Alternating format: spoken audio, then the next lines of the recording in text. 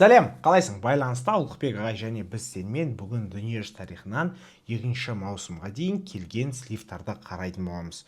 Наверное, видеомыз өте ұзақ болатын шығар, бірақ максималды түрде пайдалы болатын шығар деген ойдамын.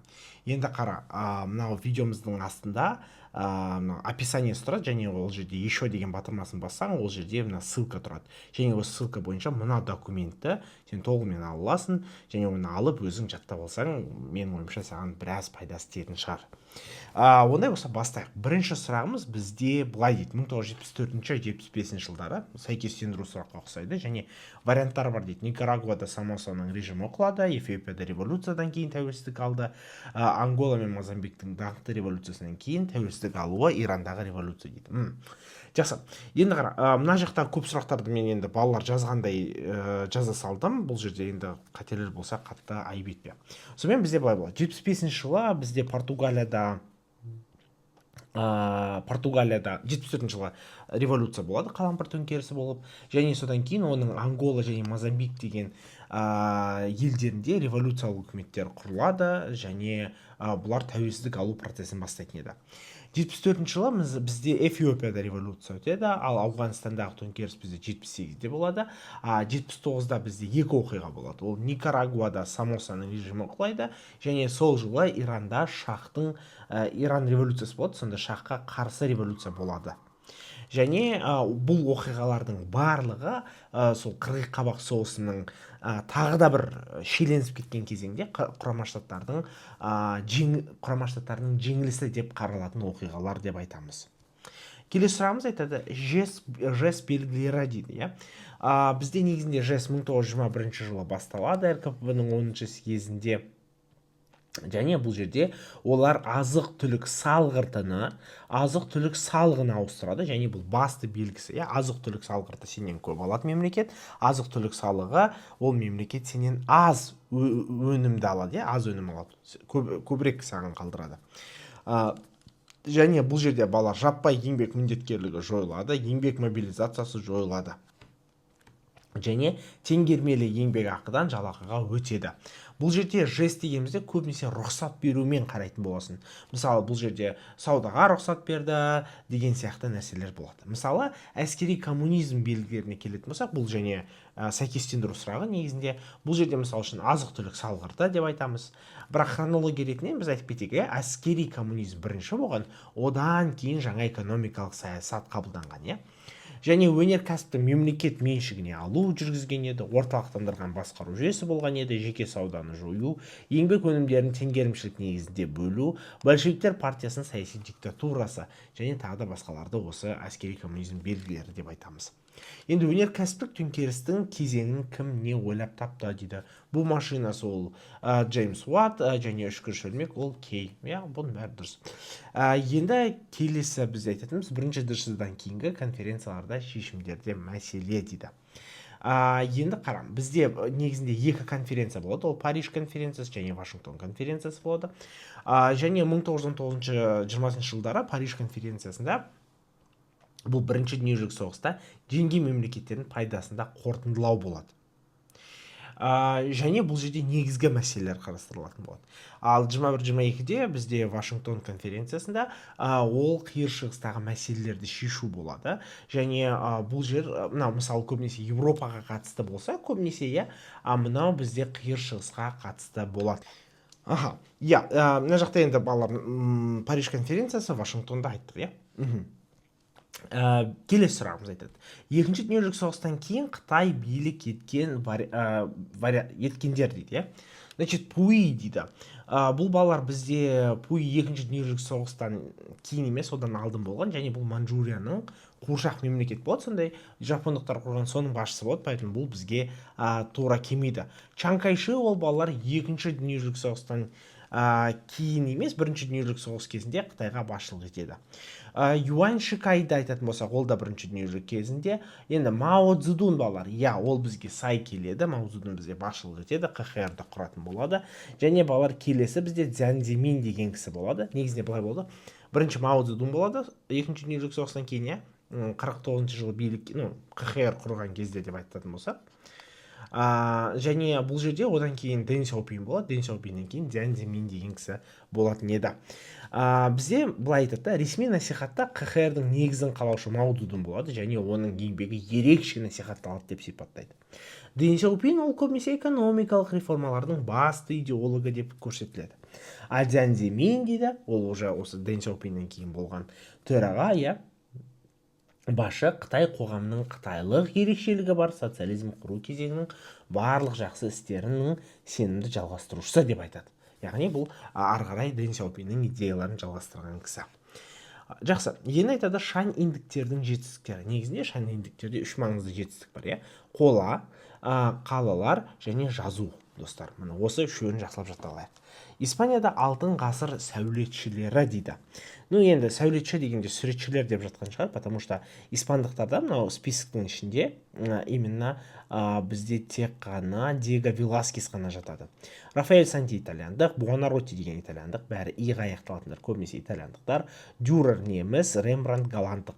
Поэтому Диего Веласкес балалар Испанияға ғана қатысы бар, және ол бізде Испанияның өнерінің өркендеу кезеңінде өмір сүрген, және осы 16 ғасырдың аяқ жағы Испания өнері үшін алтын ғасыр деп аталады. Енді 18 ғасырда пайда болған рококо стилі неге негізделген дейді. Махаббат көңіл-күй. Рококо балалар бізде 17 ғасырдың басында Францияда пайда болған еді.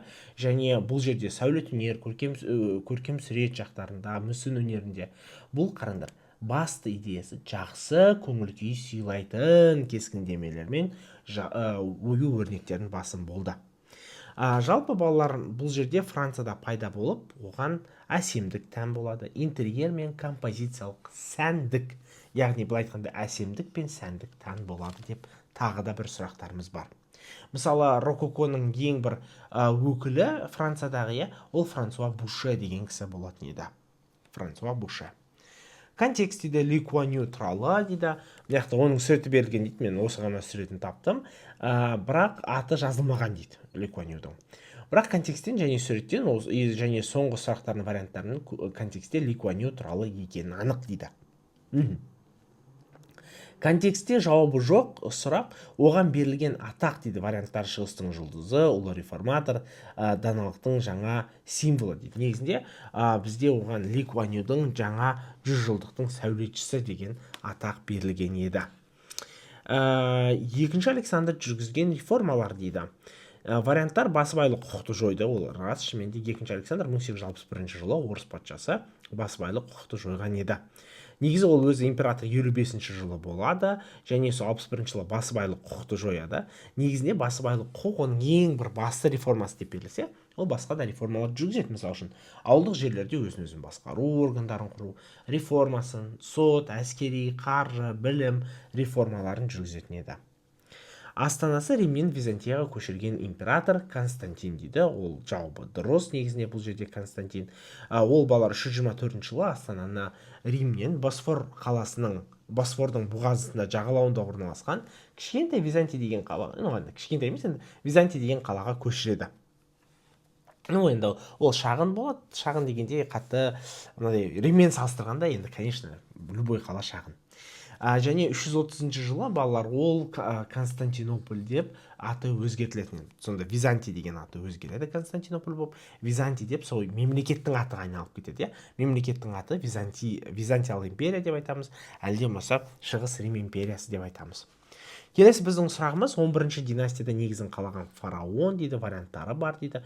11-ші династия балалар бізде ол Фиван патшасы Ментухотеп деген кісі болады. Фивы қаласынан болатын еді. Реформация кездерінде католик шіркеуінің протестанттарға қарсы жасаған ісі дейді. Достар, ол жерде былай болады да, бұл жерде контрреформация деген нәрсе бар. Контрреформация деген реформацияға қарсы папаны жақтаушылар осындай контрреформациялық ұйым құрады, және ол изуиттер ордені болады.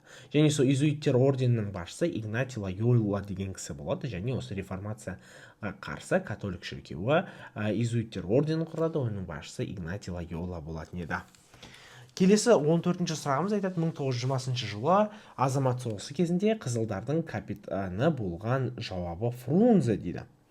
Енді қараңдар, былай болады. Негізі 1920 жылы осы кеңес үкіметіндегі Ресейдегі сол уақыттағы енді азаматтық соғыс аяқталып жатқан кезеңі, және сол уақытта Фрунзе ол қызыл әскерлерін басқарып Врангель деген ақтың басшыларын, енді бұл да ақтарға жатады, және оны Қырымда жеңетін болады. Және Врангельдің жеңілісімен бізде азаматтық соғыс аяқталады деп айтамыз. 15-ші сұрағымыз айтады, Ост үнді кампаниясында қандай оқиғаға дейін 1848 жылы толық жаулап алды дейді. Мына жерде балалар сәл қателесіп кеткен шығар, 48 емес 49 жылы былай болады да, Ост үнді кампаниясы 49 жылы Пенджаб әскерін толық талқандайды, және осы Пенджабпен бүкіл үнді жері Ост үнді кампаниясының қол астында болатын еді. Ост үнді кампаниясы ағылшындардың 1600 жылы құрылған еді. Германияда орнаған фашистік диктатураны қолдағандар испандықтар, голландықтар, француздар, орыстар. Әрине испандықтар. Негізінде Германиядағы фашистік диктатураны орнауына тағын бізде көмек көрсеткендер, қолдағандар, ол әрине американдықтар және ағылшын монополиялары деп айтамыз. Мына жақта негізі испандықтар деп неге айтамыз? Себебі енді мыналардың ішінде да именно фашистік мемлекет болатын тағын Испания. Негізі бәлкім бұл жерде сәл басқаша сұрақ болса, ол американдықтар және ағылшындар болуы да мүмкін. Келесі сұрағымыз, бірінші дүниежүзілік соғыста Франция мен Ресейдің коалиция күйреткісі келген ел, әрине ол Германия. Германия негізінен осы Ресей мен Англияның одақтасуын жол бермеуге тырысты, және орыс-француз коалициясын әлсірету. Егер Ресей мен Англия болса, жол бермеу, егер орыс пен француз болса, ол әлсірету деп айтамыз. Келесі сұрағымыз, 1700 жылдан басталған Ресей мен Швеция арасындағы соғыс, балалар оны солтүстік соғыс деп атадық. Шынымен де ол кезде бірінші Петр Швецияға қарсы Польша, Даниямен одақ құрып, және 21 жылға жалғасқан солтүстік соғысты бастайтын еді. Бұл соғыс Ресей тарихында өте маңызды болды. 19-шы сұрағымыз айтады, 1956 жылы Египетке шабуыл жасаған мемлекеттер дейді. Негізінде Египетке бұл мынандай жағдай болды да, олар Суэц каналынан Израильдің, басқа елдердің және Израильді қолдайтын елдердің кемелерін өткізбей қояды. Және бұл жерде оған қарсы Израиль, Ұлыбритания, Франция деген елдер әрекет ете бастайды. Және Франция мен Ұлыбританияның бұл жердегі дайындаған операциясы Мушкетер болады. Мушкетер. Тегеран конференциясында шешілген мәселе. Тегеран конференциясы өте бір маңызды конференциялардың бірі болады. Ол 1943 жылы осы Рузвельт, Сталин, Черчилльдің үшеуінің бас қосқан негізгі жері, бірінші жері болып саналады. Және Тегеран конференциясында мынандай басты мәселелер болады. Біріншіден, әскери іс-қимылдар мен соғыстан кейінгі ынтымақтастық жоспарларын айтатын болады. Енді нәтижесі қандай болды дейтін болса, біз айтамыз, үш держава, КСРО, Ұлыбритания, ақш. Басшылары 44-ші жылда мамырда екінші майдан ашылатын, яғни Францияның солтүстігі мен оңтүстігінде ағылшын-америкалық түсірілуін туралы келісімге қол қояды. Сонда былай айтқанда, не мәселе шешті? Екінші майдан қашан ашылатынын айтты, 44-ші жылы, және қай жерлерде? Францияның солтүстігі мен оңтүстігінде. Яғни ол жақта ағылшындар мен америкалықтар Германияның батыс жағынан шабуыл жасамақшы, сөйтіп Германияны ертерек жеңбекші. Осы Германияны жеңіп болғаннан кейін дейді ағылшын мен Америка айтады, давай КСРО сен бізге Жапонияға қарсы көмектес, Жапонияны да жеңуіміз керек дейді. Ол уақытта Жапония мен КСРОның арасында бір-біріне шабуыл жасау туралы келісім бар еді. Сондықтан Кеңес одағын бұл жерде олар осыған көндірген еді. Тегеран конференциясы дейді, жалпы нәтижесін айтатын болсақ, антигитлерлік коалиция, яғни Гитлерге қарсы одақ державалары әскери және саяси ынтымақтастың орнауы саналған еді. Келесі достар, бізде жағдай былай. 21-ші сұрақ. 33-ші жылы экономикалық дағдарыстан шыққан ел дейді. Бізде Германия, Франция деп тұр, Голландия. Негізі балалар мына жақтан варианттардың ішінен, конечно, бізде Германия. Тағын бұл жерде Жапония болады. Бұлар осы 29-33-ші жылғы дағдарыстан жаймендеп шыға бастайды, және қандай жолмен дейді? Милитарандыру мен әскери басқыншылық жолмен. Францияда балалар дағдарыс кеш басталады, және ол кешірек бітетін болады. Вот сонда ерекшелігі болатын еді. Келесі біздің сұрағымыз Маршалл жоспарының мақсаты дейді. Так, енді бұл жерде Маршалл жоспарының мақсаты. Біз айтамыз, Маршалл жоспары ол екінші дүниежүзілік соғыстан кейін Америка құрама штаттары өзінің батыс елдегі одақтастарына ақшалай көмектескісі келеді. Енді не потому что Америка сондай жақсы добрый, себебі бұл өзіне керек. Біз айтамыз, бұл жерде соның ең бір басты мақсаты Европадағы соғыс күйреткен экономиканы қалпына келтіру. Яғни екінші дүниежүзілік соғыстан кейін күйреп қалды ғой соны. Екіншісі, сауда кедергілерді жою. Яғни бұл көп жауапты бола береді. Және еуропалық елдерді индустриясын жаңарту және жалпы Европада дамыту болды. Енді бұл бағдарлама балар бізде 1947 жылы 5 шілдеде қабылданады. Оны қабылданған Джон Маршалл, қабылдаған емес, оны жариялаған Джон Маршалл болады. Негізінде бұл өзі жоспардың аты Европаны қалпына келтіру бағдарламасы ғой, бірақ тарихта именно Маршалл деген кісі жариялағандықтан мемлекеттік хатшы именно осы кісінің атымен аталып кетеді, Джон Маршаллдың, просто Маршалл жоспары деп. Негізі атауы Европаның қалпына келтіру бағдарламасы. Негізінде осы атының өзі де, былай айтқанда, мәнін ашып береді. 1860 жылы ақш-та президенттікке келген кісі дейді, ол, конечно, Авраам Линкольн деген кісі. Ол бізде балалар республикалық партияның өкілі болады, және ол құлдықты жоюды жақтаушысы болатын еді. 1941 жылы КСРО-ға ленд-лиз жоспарын ұсынған мемлекет балалар. Ленд-лиз жоспарын ұсынған мемлекет бізде ақш болады. Және бұл жерде Рузвельттің ұсынысымен 1941 жылы 11 наурызда ленд-лиз туралы заң қабылданады. Негізі қараңдар, ол уже соғыс болып жатыр, екінші дүниежүзілік соғыс, және ақш ол соғысқа қатыса алмай жатыр, потому что 1935 жылы бұлар осы бейтараптық туралы заң қабылданған. Енді Рузвельттің өзі соғысқа қатысу маңызды екенін түсініп жатыр. Конгресс түсінбей жатыр, сол себепті екеуінің арасында түсінбеушіліктер болып жатқан еді. Сондықтан біз айтатынымыз, ленд-лиз одақтас мемлекеттерге соғыс жүргізуге қажетті қару-жарақ, шикізат, азық-түлік, түрлі тауарлар, ақпарат қызметтерін қарызға немесе жалға беру туралы заң. Яғни, бұл айтады, егер кім Гитлерге қарсы күресіп жатса, біз оған қару-жарақпен осындай нәрселермен көмектесуге дайынбыз дейді. Біз сендерге сатамыз, либо кредитке береміз, бірақ өте төмен пайызбен. Негізінде өте тиімді жағдай болатын еді.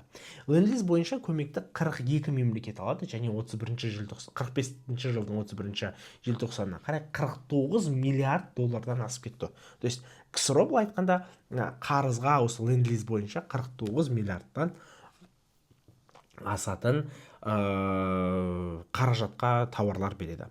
Африкада құлдар және табиғатпен ерекшеленетін мемлекет балалар, ол бізде Нубия болады. Нубия өзінің осы табиғи байлықтарымен алтын піл сүйектерінің орталығы ретінде аты шыққан жері еді. Келесі біздің сұрағымыз 1898 жылы Осман империясына қарсы көтеріліске шыққандар. Енді достар, мына варианттар тұр. Енді мынау ең келетін армяндар, және мына жақта бірақ жылы қателесіп кеткен 1894 жылы болады. Осы жерде 1894 жылы армяндар көтеріліске шығады, және олар Кіші Азияның сол кезде көтерілісті басу үшін түріктер, османдар Кіші Азияның шығыс бөлігіне, яғни бұл енді Армения сол Кіші Азияның шығыс бөлігінде орналасқанда жазалау отрядтарын жібереді көтерілісті басу үшін. Және осы жазалаушылар өте жестко басып тастайды көтерілісті, біраз армян қырылып қалады. Қытайдағы 100 күндік реформаға қатысы жоқ тұлға дейді. Бұл балалар мына Гун деген кісі жоқ деп тұр, шынымен де жоқ, потому что император Гуансюй, Кань Ювей, Лен Цзичао деген кісілер бұлар реформа жүргізуге тырысады, бірақ бұлардың реформасы сәтсіз болады. Енді 100-ші күн болған кезде, енді реформа болайын деп жатқан кезде төңкеріс болып кетеді, сөйтіп Кань Ювей қашып кетеді, Гуансюй биліктен айырылып қалады, сөйтіп короче осындай болады. Енді мына Гун деген кім? Чоза Гун. Гун деген 1860 жылы Цинь мемлекетінің атынан мемлекеттік әкім Гун деген кісі Англия мен Франция мен Пекин конвенциясына қол қояды. Осы Пекин конвенциясы не туралы айтып берейік. Пекин конвенциясы ол былай айтқанда кешіріңіздер, Пекин конвенциясына қол қойды. Енді сол конвенция бойынша бұл жерде Тяньзинь келісіміне шартына қосымша 16,7 миллион лян өтемақы төлеп Тяньзинь портын ашуға келісті. Бұл балалар екінші апиын соғысынан кейін болып жатқан оқиғалар, соның нәтижесінде болып жатқан оқиғалар. И одан бөлек балалар бізде Англия Қытайдан кули жалдамалы жұмысшылар әкетуге рұқсат алған еді. Келесі сұрағымыз 33-ші жылы и күні тоже келді, ұлттар лигасынан шығып кеткен ел дейді. Бұл бізде балар енді мына варианттардың ішінде Германия, потому что Германия бізде 1933 14 қазанда как раз таки ұлттар лигасынан шығып кеткен еді. Негізінде тағын 33-ші жылы егер тек қана 1933 жылы деп беріп жатса, ол көбінесе Жапонияны ғана сұрайды. Жапонияда шығып кетеді өзі елден ұлттар лигасынан, және ол жерде бүкіл әлемге осы әрекетімен алдағы уақытта ешқандай халықаралық заңдарға бас имейтінін білдірген еді. Мен айтады, айналайындар, маған сендердің заңдар пандаларың керек емес, мен давай до свидания деймін дейді. 31-ші жылы Жапония қай жерді басып алды, достар? Ол бізде Манчжурияны басып алатын еді. Және бұл жерде Манчжурияда Манчжуго деген мемлекет құратын еді. Сол Манчжуго деген мемлекетке бағанағы Пуиді отырғызатын еді. Манчжуго деген мемлекет ол қуыршақ мемлекет еді. 37-ші жылы Жапон-Қытай соғысы болады, және жапондықтар сөйтіп солтүстік және орталық Қытайдың басып кіретін еді. Келесі сұрағымыз айтады, конкиста дегеніміз не дейді? Негізі конкиста ол жаулап алу деген сөзді білдіреді. Жалпы осы испандықтар, португалдықтар олар Американы басып алу процесін, көбінесе Испанияға даже қатысты дейді. Осы испаниялық басып алушыларды конкистадор деп атаймыз, яғни жаулап алушылар деп айтамыз. Мысал үшін 1520 жылы Отумбадағы шайқаста Кортес деген испандық қолбасшы ацтек мемлекетінің негізгі күштерін талқандап, 1521 жылы олар Теночтитланда талан-тараж салып, жергілікті тұрғындарды көпшілігін қырып жібереді. Және біз айтамыз, конкистадорлар, олар жаңа дүние дегеніміз ол қайсысы? Ол Американы айтып жатыр, Американы жаулап алуға қатысқан испан әскерлері. Конкистадор дегеніміз именно көбінесе Испанияға қатысты айтылады. Ғылыми техникалық революцияның екінші кезеңде басты өнеркәсіп қандай болды? Енді қарап, мынандайды, бізде жалпы ғылыми техникалық революцияның екінші кезеңі ол 70-ші жылы, яғни 20-шы ғасырдың 70-ші жылдары. Және бұл жерде не пайда болады? Мини процессорлар пайда болады, және бұл жерде ақпараттық телекоммуникациялық революция деген басталады. И бұл жерде бізде көбінесе компьютерлар ойлап табылады, осы мини процессорлар ойлап табылатын еді. Сондықтан бұл жерде сен көретін нәрсенің көбі ол мынандай электрондық есептеуіш машиналар деген сияқты, ақпараттық компьютерлендіру, роботтандыру деген сияқты сөздерді көп естесін. Және өнеркәсіпте автоматтандыру жүретін еді.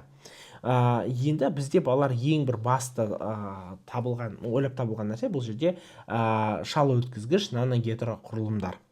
Бұл жерде осы шалы өткізгіш наногетро құрылымдарды бізде істеп шығарған 2000 жылы Нобель сыйлығын алған 3 ғалым бар. Ол Альфер Форс ғалымы, американдық ғалымдар Жемер мен Килби деген кісілер болатын еді. Шалы өткізгіш наногетро құрылымдар. Так, мына жақта енді тағын толығырақ ақпарат бар. Екінші кезең туралы сонымен де міндетті түрде танысып кетсең, мен ойымша саған біраз пайдалы болады. Енді айтады, сипайлар көтерілісі қай жерде болды? Біз айтамыз, негізінде олар Бенгалия жақтарда Аут ұлысы жағында болады. 1857 жылы сипайлардың көтерілісі Үндістанда басталады, және олар Дели маңында басталып еді. Олардың мақсаттарының бірі осы ұлы моғолдардың ең соңғы билеушісі 2-ші Баһадур шахты билікке қайттан алып келу болатын еді. Бірақ бұл көтеріліс әрине жеңілетін еді. Екінші дүниежүзілік соғыста Германия жағында болған елдер қандай дейді? Бізде айтамыз, қараңдар, жалпы 2-ші дүниежүзілік соғыста Италия ол Германиямен бірге болады. Жалпы ұлы отан соғысы кезінде дейтін болсақ, Германия жақта Румыния, Венгрия, Германия, Италия, Словакия, Хорватия деген әскерлері бірге ксро-ға шабуыл жасайды. Және Испанияның ерікті әскерлері бар деп те айта аламыз. 34-ші сұрағымыз айтады, славянофилдар мен батысшылдардың ортақ идеялары қандай? Олар басыбайлық құқыққа қарсы реформалар, және олар абсолютизмді шектеуді жақтаушылар.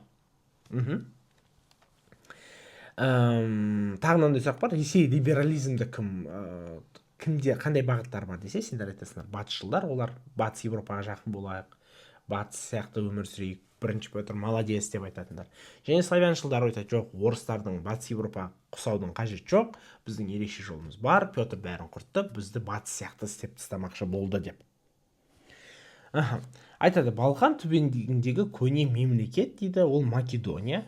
Негізінде шынымен де Балқан түбегінің солтүстігінде Македония пайда болады. Ол жерде екінші Филипп патша билік құрған кезде мемлекет күшейіп мықты болатын еді. Келесі сұрағымыз айтады, танзимат реформалар қай елде болды? Ол Осман империясы, Туркия, оны бәріміз білеміз. 29 жылы ХКК қандай шешім қабылдады? Ерікті жер аудару дейді. Енді қараңдар, мынандай да 29 жылы 11 шілдеде қылмыстық тұтқындардың еңбегін пайдалану туралы қаулы шығады. Бұл қаулы бойынша айтады, егер кімде-кім 3 жыл және одан да көп жылға айыпталған болса, 3 жылдан көп түрмеге отырғызуға болса, оны балалар міндетті түрде БМСМ-ға береміз дейді. БМСМ дегеніміз осындай көбінесе лагерларға жауап береді. Но енді ол уақытта енді прям лагерь жоқ. Но дегенмен осы неге береміз. Және 30 жылдан бастап уже ГУЛАГ деген пайда болады. Осы лагерларға жауапты және осындай адамдарды лагерьға жібере бастайды. Келесі сұрағымыз айтады, 19 ғасырдың соңында Ирандағы басқару түрі қандай болды дейді. Конституциялық монархия, конституциялық парламенттік монархия. Келесі 39 бізде айтады, Берлин дағдарысының мәні неде дейді. Негізі Берлин дағдарысы біз 59-62 жылдары болады. 61 жылы Германия Берлин қаласында қабырға құрылады, батыс Берлин мен шығыс Берлинде. Және бұл жерде ең бір басты негізгі оқиға Бранденбург қақпасында болатын еді. Және сол Бранденбург қақпасының қасында бақылау өткізу пункттерінде кеңестік және америкалық танктер шоғырлана бастайды, бірақ бұл мәселе ары қарай үлкен жанжалға ұласып кетпейді. Кариб дағдарысы нені қамтиды? Ол жерде балалар 1962 жылы Кариб дағдарысы әлемдік соғысқа, ядролық соғысқа сәл қалды дейміз. Және бұл жерде 62 жылы одан алдын бізде ақш Туркияға ракета қойып еді, ал оған жауап ретінде КСРО Кубаға қоймақшы болды. Сол Кубаға қояйын деп жатқан кезде бұлардың әскерлері, КСРО мен ақштың әскерлері бір-бірімен кездесіп қалады теңізде, және сөйтіп соғысқа сәл қалып еді. Бірақ сол уақыттағы Хрущев пен Кеннеди өзара сөйлесіп, Хрущев енді КСРОның басшысы, Кеннеди Американың басшысы, олар өзара сөйлесіп мәселені шеше алды. 11-13 жылдарының аралығындағы Қытайдағы революция дейді. Біз оны Синхай революция дейміз. Оның нәтижесінде бізде Цин әулеті биліктен, манжурлардың әулеті биліктен кетті. Француз буржуазиялық революциясы қандай нәтижеге алып келді? Ол жерде біз айтамыз, капиталистік қатынастардың дамуына жол ашты дейміз, және бұл дұрыс. Кемализм ұстанымдары қандай? Негізінде кемализмнің 6 принципі бар, ол республикашылдық, ұлтшылдық, этатизм, лаицизм, түрік халқының бірлігі, революцияшылдық. Міне осылар бізде 6 принцип еді. Қандай елдер социализм жолына түсті дейді? Негізінде осы екінші дүниежүзілік соғыстан кейін бізде бірнеше таңдау болды. Біз айттық, біріншісі социалистік бағдар және социалистік жол және капиталистік даму. Егер бізге мына социалистік елдер дейтін болсақ, балалар ол Қытай, Вьетнам, Солтүстік Корея дейтін едік. Именно осылар бізде социалистік жолды таңдаған еді. 45-ші сұрағымыз айтады, 19 ғасырдың басында Вена конгресінде кейін қандай елдер герцогтықтарға бөлінді? Негізінде Италия деп тұр, ол жерде жақсы. Бұл жерде біз айтамыз, Вена конгресінен кейін екі ел бітіраңқы болып қалды, ол Германия және Италия еді. Америка құлдар қайдан әкелді? Ол әрине Африкадан алып келген еді. Мартин Лютер неге қарсы шықты? Ол папа билігіне қарсы шықты және индульгенцияға. Және 1517 жылы Мартин Лютер бізде реформация процесін бастап еді, 95 тезисінен. Швецияның әлеуметтік моделін неден тұрады дейді. Енді мына жақта өзі оқушының өзі жауабын берген екен, әлеуметтік қамсыздандыру, қамтамасыз ету. Енді бұл жауабы да сай келеді. Тэтчеризм дегеніміз не енді? Тэтчеризм дегенімізді мемлекеттік экономиканы реттеуді азайту. Ол Маргарет Тэтчердің қолданған саясаты, Айтады, Египетті жаулап алғаннан кейін Персия қолбасшысы. Ол бізде Камбиз болады. Камбиз балалар бізде біздің Кирдің баласы. Және ол 526 жылы бізбі Египетке жорыққа шығып, 525 жылы бұл мемлекетті басып алады. Кейін ол Карфаген, Эфиопия деген сияқты елдерді басып алғысы келеді, бірақ сәтсіз аяқталады. Рим мен ғұндардың соғысы қалай аталады? Каталаун дедім дейді, ол да дұрыс. Енді мысалы 451 жылы Каталаун жаздықтарында батыс елдер одақтасып Атилаға қарсы шығады, және Атиланың одақтастарын жеңіп Атила шегінетін болады. Бұл практически единственный шайқастардың бірі, Атила жеңілген бір серьезный шегінген кезеңі болып саналады. 52-ші сұрақ айтады. 17-ші ғасырда Англияда жаңа қоғам пайда болуы дейді. Енді қараңдар, бұл жерде енді мен былай түсіндім да, қоғам дегенде корольдік қоғам дегенді түсіндім. Қазір мен түсіндіріп берейін. 1662 жылы Лондонда ғылымдар академиясы сияқты бір ұйым ашылады. Ол корольдік қоғам деп аталады. Бәлкім осыны айтқан шығар, және мен осы ғана басыма келді. 53-ші сұрағымыз айтады. 19 ғасырдың соңында Пекин бірдеңесіне қол қойған елдер. Біз бағана айттық, Пекин конвенциясы 1860 жылы, мына жақта оның тағы да бір рет айтып шықтым. Трафальгаро соғысы нәтижесі дейді. Бізде достар Трафальгар деген шайқас болды.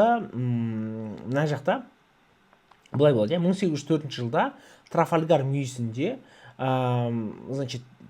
мүйісінде, Испания мен Франция екеуі бірігіп ағылшындарға қарсы шығады. Ағылшындардың адмиралы басшысы адмирал Нельсон болады. Және Трафальгар шайқасы 19 ғасырдың ең ірі шайқасы болады. Бұл жерде ағылшындар жеңіп шығатын болады. Испания мен Франция жеңіп қалады. Танзиматтың реформаның мәні дейді. Негізі Танзимат бізде балалар бірнеше мәселелерді шешу керек еді. Ол мысал үшін Осман империясының әлсіреп баратқан экономикалық, сыртқы ішкі саяси жағдайларын нығайту керек еді. Екіншіден, капитализм дамытуға жол ашу. Үшіншіден, құлдыраудан сақтап қалу, ұлт азаттық қозғалыстарын басу. Енді радио қабылдағыш дейді. Радио қабылдағышта достар бізде Попов ойлап тапқан, или бір жерде айтады Попов пен Маркони ойлап тапқан дейді. Париж конференциясы. Мына жақта Париж конференциясының басты мақсаттарын айтып шықтық. Ол бірінші дүниежүзілік соғыстан кейін қорытындылау, Еуропа елдерінің жеңген державалардың пайдасына бөлу, соғыста жеңілген мемлекеттердің әскери күштерін шектеу. Париж конференциясына бізде 35 мемлекет қатысады, және ол жерде бірақ бүкіл негізгі мәселелерді үлкен үштік шешетін еді. Ол Англиядан келген премьер-министрі Дэвид Ллойд Джордж, Францияның премьер-министрі Джордж Клемансо, ақш-тың президенті Вудро Вильсон деген кісілер болатын еді. Англияда 45-64 жылы кімдер билік етті дейді. Негізі қараңдар былай, 1945-54 жылы Клемент Этли болады, ол өзі лейбористік партиядан болады. Және ол жерде олардың бағдарламасы олардың лейбористік бағдарламасы. Олар солшылдар, олар жұмысшыларға мүмкіндік жасайды. Енді 54-64 жылдары Ұлыбританияда премьер-министр Макмиллан болады, және ол балалар консерваторлық партия болады. Вообще Ұлыбританияда бізде екі партия бар, лейбористік және консервативтік партия бар. 45-51 ол лейбористер болады, 51-64 ол консерваторлар болады. Ал егер 64-70 дейтін болсақ, ол Гарольд Вильсон деген кісі, ол және балалар ол да лейборист болады. Оның әлеуметтік мемлекет құруды көздейтін бағдарламасы болатын еді. Енді Рузвельт президент болған кезде қабылдаған заңы. Мысалы, мынандай заңдар бар. 33-ші жылы бізде ауыл шаруашылығын реттеу туралы заң қабылданады. Және ол заң бойынша АА деп атаймыз. Ол Agriculture Adjustment Administration деген сияқты мекеме құрылады. Және осы заңның да атын солай атайды. Тағы да осы 33-ші жылы бізде өнеркәсіпті қалпына келтіру туралы заң қабылдайды. 35-ші жылы, например, Вагнер акция деген қабылданады. Бұл кәсіподақтардың құқығын арттырған еңбек қатынастары туралы заң еді. Және 35-ші жылы сол Вагнер акция қабылданған жылы бізде әлеуметтік қамтамасыз ету туралы заң қабылданған еді. 35-ші жылы тағы да бізде бейтараптық туралы заң қабылданды. Осындай заңдар қабылданған еді. Рузвельтті қолдаған партия. Достар, бұл жерде ақш-та екі партия бар. Республикалық партия и демократиялық партия бар. Мына 32-ші жылы сайлауда республикалықтар жеңілді. Оның орнына демократиялық партияның өкілі Франклин Делано Рузвельт жеңді. 61-ші сұрағымыз айтады. 1918-19 жылдары Германиядағы революция социал-демократтар партиясы туралы келді дейді. Негізі шынымен бізде 1918 жылы Қараша революциясы болды. Германияда ол бойынша Герман империясы кайзері құлады, қашып кетті Вильгельме. Және бұл басты реформалар осы төңкерісті жасап жатқан ГСДП Герман социал-демократиялық партиясы болатын еді. Мына осындай оқиғалар. Келесі 1940 жылы наурызда Германияның жетекшілігімен қол қойылған елдер. Мынандай ғой, иә. Бұл жерде Финляндия КСРО дейді, шынымен де. Бұл жерде Финляндия мен КСРО-ның арасында соғыс болып жатыр еді. КСРО Финляндияға шабуыл жасайды, агрессивті саясат көрсетіп, және ол жерде әрең онымен күреседі. Сөйтіп Германия екеуінің арасында қойыңдар деп екеуін келіссөздерге шақыратын болады. Сөйтсе бұлар екеуі келісімге қол қояды. Сөйтіп сол келісім бойынша Карел мойнағындағы кеңес фин шекарасы солтүстік батысқа жылжитын болады. Яғни КСРО Финляндиямен шекарасын сәл өзінің пайдасына кеңейтеді. 63-ші сұрағымыз айтады: 1940 жылы шілде тамызда әскери біріне көмектесу туралы қандай елдер? Енді достар, бұл жерде енді шілдесі дейтін болсақ, 1940 емес 41 жылы ол КСРО мен Ұлыбританияның арасындағы бірлесіп іс-қимылдар туралы келісімге қол қойылатын еді. Генерал Перри туралы келді дейді. Ол генерал емес, ол адмирал Перри, командор Перри. Және біз айтамыз, ол былайда Жапонияның жағалауларына келеді, және ол айтады келісімге келуге қол талап етеді. Сөйтіп 1854 жылы Жапония мен Американың арасында келісім шартқа қол қояды. Жапония ол уақытта жабық есік саясатын жүргізіп жатыр еді. Енді жапондықтар ақш үшін екі портын ашады, Симода және Хакодате деген порттары. Осы адмирал Перри еді, командор Перри. 1962 жылы КСРО-да не болды? Енді қараңдар, КСРО-да деп жатыр. Дегенмен 62 жылы жалпы Кариб дағдарысы болды, ол туралы айтып бердік. Ал енді егер КСРО-ның ішкі саясатын сұрап жатса, біз айтамыз, КСРО-да осы уақытта 62 жылы майдың, еттің, азық-түліктердің бағасы көтерілді, және бұл наразылық тудырған еді. Сол кезде мемлекеттік жоспарлау органдарының басшылары Хрущевке Мәскеудің арнайы органдарды құруды ұсынған еді. Яғни, бұл айтқанда, бұлар реформа жүргізбекші болды, осындай мәселелерді шешу үшін. Сөйтіп, КОКП-ның қараша пленумы болады 62 жылы, және олар халық шаруашылығының өзгертулері енгізбекші болады. Осындай нәрсе. Халықаралық ынтымақтастық ұйымдар дейді. Негізінде ынтымақтастық дейтін болсақ, ол мынандай ұйымдарды да айтуға болатын еді. Бұлар басқа да аймақтық және құрылымдар шеңберінде халықаралық лаңкестікке қарсы күрестің, ынтымақтастықтың және ұйымдастырушылықтың негіздері жасалған еді бұл ұйымдарда. Сипайлар көтерілісінің мақсаты дейді, күш көтеруге көрсету Үндістанда не істейді?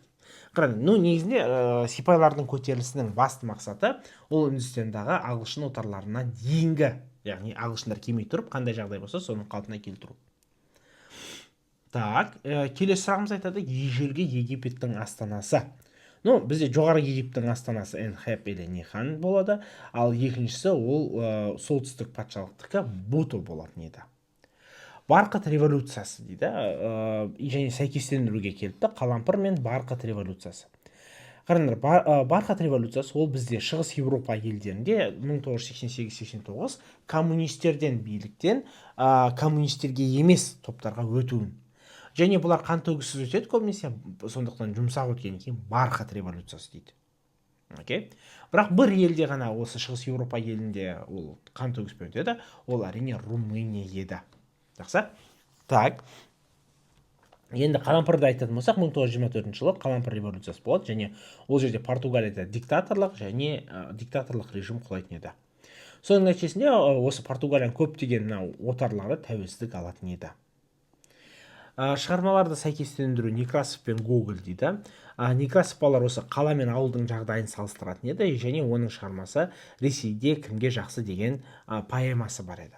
Гоголь ол өлі жандар деген жазады. Например, Тургенев ол көбінесе қоғамдық қозғалыстың жылнамашысы деген атаққа ие болатын еді, және ол Ресейдегі әлеуметтік саяси жағдайдың шындығын жеткізудің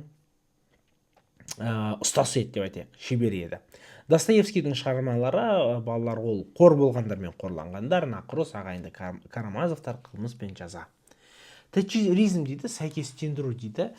Енді бұл жерде мен нақты енді варианттарына байланысты не деп айтатқан, но дегенмен давайте мынандай нәрсе айтып кетейік. Тэтчеризмнің үш нәрсе болады. Ол мемлекеттік шығындарды қысқарту, экономикадағы мемлекеттің үлесін төмендету және нарықты реттеуді тоқтату.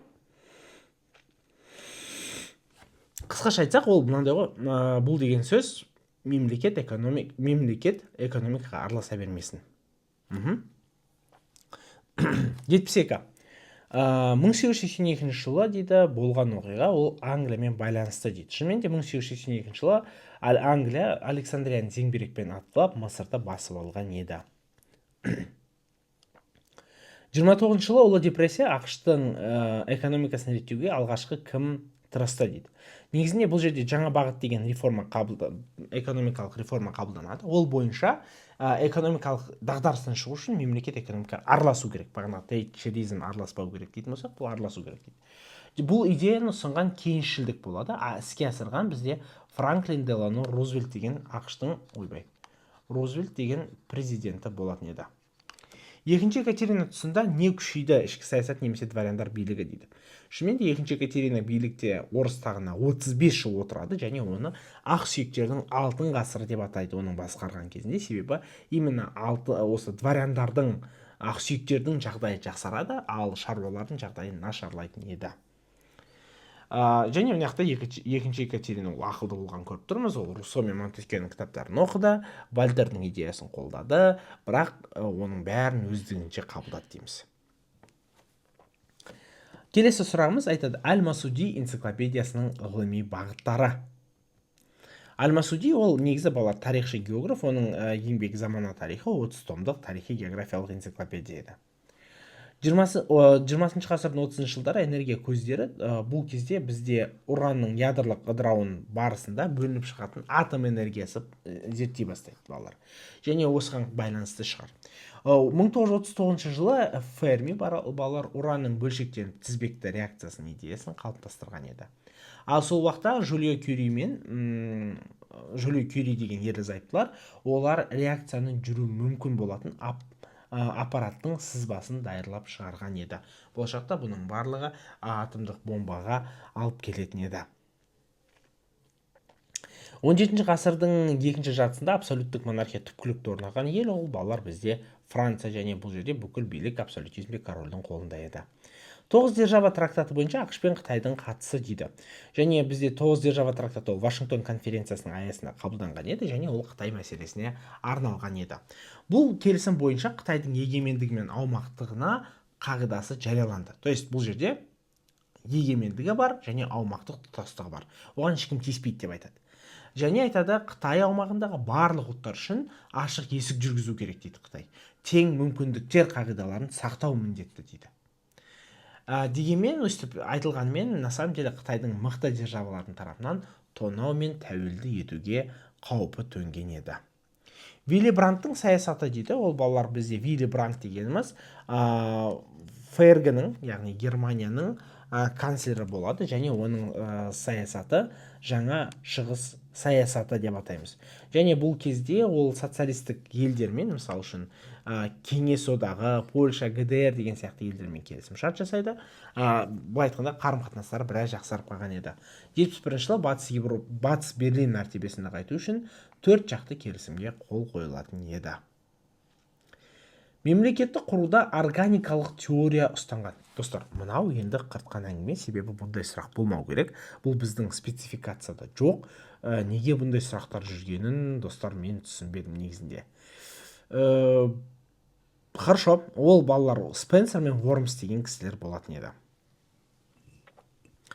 20 ғасырдың соңында Қытайдағы саяси тұрақсыздықтың себебі дейді. Бұл жерде давайте былай айтайық. Оның енді Қытайдағы тұрақсыздықтың себебі қоғамда демократия жетпейтін еді. Олардың экономикасы более-менее нормально, но именно демократияландыруды талап ететін еді. Или мысалы либерализациялауды талап ететін еді. Олар экономикадағы реттеуді әлсіретті, бірақ саясаттағы реттеуді әлсіретпеді. И поэтому халық ол жерде экономикалықтан да, саяси жақтан да еркіндік беруді талап еткен еді. Соңғы мемлекеттің ислам дінін таратқан басшы ол балалар бірінші Мұхаммед болады. Ол мәдениеттің дамуына біраз үлес қосады және діни мектептер көптеп ашады, ислам дінін қанат жаятын еді. Мына жақта бірінші Мұхаммед деген патшасы жасаған әрекеттері. Осман империясының әдеби тілін дамытқан жазушы. Енді әдеби тілді дейтін болсақ, ол Намуд Кемалға қатысты көбінесе сөйтіп айтады. Балалар ол осы жаңа Османдар деген ұйымның мүшесі, басшысы болады. Және олар осы түрік тілінің дамуына әдеби тіл дәрежесін көтеруге маңызды рөл атқаратын еді. Абдулмеджит пен Абдулхамид саясаты, балалар, Абдулмеджит дегеніміз ол тоже екеуі де сұлтан. Абдулмеджит ол көбінесе Танзиматтың екінші кезеңі туралы айтылады, 1856 жылы. Абдулмеджит бізде манифест қабылдайды, және осы манифестке қатысты ол алғаш рет барлық азаматтардың құқығы тең деп айтады. Бұл жерде мұсылман бол, мұсылман емес бол, бәрінің құқығы тең дейді. Және бұл жерде мұсылман емес діни ұйымдардың өмір сүруін заңдастырады. Білім беру саласындағы бұрынғы мұсылмандық діни бағыттан зайырлы бағытқа көшіп кетеді. Христиандарды мемлекеттік қызметке алуға рұқсат береді. Енді Абдул Хамидті қарайтын болсақ, 1876 жылы либералдар осы Абдул-Азизді тақтан тайдырады, оның орнына Абдул-Хамид отырғызады. Абдул-Хамид басында адекватный адам болады да, біраз жақсы заңдар қабылдайды. Например, конституция, екі палаталық парламент, азаматтардың негізгі құқықтары мен бостандықтары жарияланады. Және бұл жерде конституциялық түрде түрік тілі мемлекеттік тіл деп айтылады, а ислам ол мемлекеттік дін деп жарияланған еді. Бірақ орыс-түрік соғысынан кейін, 77-78-ден кейін бұл нәрсенің бәрін жауып тастайды. Енді Суньяцзе мен Махатма Гандидің принциптері, бұл жерде енді біздің Суньяцзенің 3 халықтық принципі бар, ұлтшылдық, халықтық, халық игілігі деген. Және бұл жерде оның тағын 3 саяси ұстанымы бар. Олны да біліп жүрейік, ол КСРО мен одақтасу, ККП мен одақтасу және Қытай жұмысшылар мен шаруалардың күрестерін қолдау. Ал егер мысалы Гандидікіне айтатын болсақ, оны көбінесе сатяграха деп айтамыз. Сатяграха деп шындыққа жетудегі табандылық деп айтамыз. Ол сатяграханы бізде оңтүстік Африкада біраз уақытта иммигранттарға құқығын қорғауда көрсеткен еді, дамытып келген еді Үндістанға. 732 жылы Пуате шайқасы қай елдердің арасында болды? Ол арабтар мен франктердің арасында болды. Осы жерде франктер Европада арабтарды жеңеді, Испания жерінен келіп жатқан арабтарды сөйтіп тоқтататын еді. Франктердің королі Карл Мартел деген кісі еді. Абул Аббас көтерілісінің нәтижесі. Қараңдар, 750 жылы Аббас әулеті билікке келеді дейміз ғой, олар Әмия әулетін құлатады, және бұл жерде көтерілісшілердің басшыларының бірі ол Абул Аббас болатын еді. Абул Аббас ол өзі Мекке, Мединаны басып алады және Аббасидтер династиясын құратын болады. Астанасын енді ол Дамасктан Бағдат қаласына көшіретін еді. Сөйтіп Аббастың бұйрығы бойынша умайядтықтардың барлық ханзадаларын жазаға тартатын еді. Тек қана Абдрахман деген ханзада қашып кетеді, ол Испанияға қашатын болады, және 756 жылы ол осы Испания жерін дербес әмірлік ретінде жариялайтын еді. Айтады енді халықтар шайқасы жылы екінші атауы, оның нәтижесі Ватерлоо нәтижесі дейді. Контекст шығар, бұл бізде қараңдар, 1813 жылы Лейпциг түбінде шайқас болады, бұл жерге 500 000 адам қатысады, және тарихта бұл халықтар соғысы деп қалатын еді. Және ол жерде Франция және оған қарсы одақтастар күресетін болады. Енді Ватерлоға келетін болсақ, Ватерлоо бізде түбінде Францияға қарсы 7-ші одақ құрылған болатын еді. Яғни бұл жерде былай болады да, мынақта Наполеон жеңіледі, оны бірінші Эльба аралына айдап жібереді. Сол Эльба аралынан бұл қашып келеді 100 күнге, сол 100 күннен соңына қарай бұны талқандайды. Сөйтіп Ватерлооны да осы Ватерлоо түбінде последний раз шайқасады, Наполеон жеңіледі. Енді оны Эльба аралына емес, әулие Елена аралына айдап жібереді, және ол сол әулие Елена аралында 1821 жылы қайтыс болатын еді. 1922 жылы Германия мен РСФСР-дің арасындағы келісім, ол бізде балалар Рапаллы келісім шарты еді, және бұл екеуінің арасындағы қарым-қатынасты дипломатиялық экономикалық қатынастарды қалпына келтіруге қатысты болатын еді. Қызыл 2 жылдық болған ел, ол балалар Италия, осы бірінші дүниежүзілік соғыстан кейінгі дағдарысты жылдар болған деп айта аламыз. Келесі біздің сұрағымыз айтады, 1940 жылы 10 мамырда Германия басып кірген елдер болатын болса, ол Нидерланды, Бельгия, Люксембург болады. Олар арқылы олардың жоспары Францияға шабуыл жасай алатын еді.